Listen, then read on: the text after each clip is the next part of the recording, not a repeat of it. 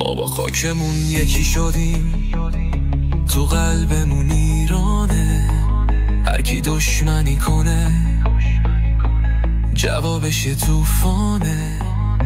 با صدای بلند بگو تا دنیا بدونه ما ایستاده ایم، پشت میهنمون میمونیم، همیشه وفاداریم. از تهرون تا بندر صدای ما یکیه، تو دل شب تار امیدمون باقیه.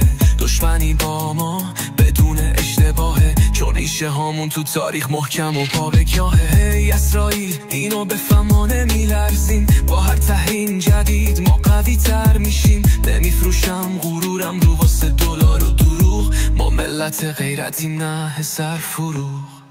ما با خاکمون یکی شدیم، تو قلبمون ایرانه. هر کی دشمنی کنه جوابش یه طوفانه.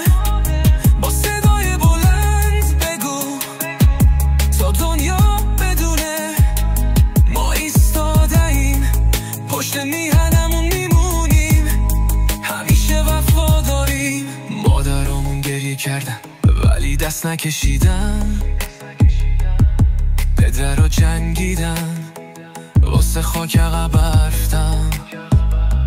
نسل ما ادامه است، این داستان تموم نمیشه تا وقتی که نفس هست عشق به وطن خاموش نمیشه.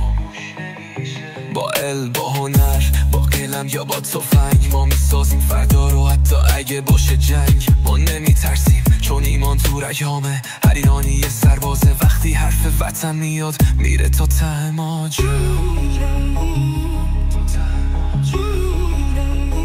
ما با خاکمون یکی شدیم، تو قلبمون ایرانه. هر کی دشمنی کنه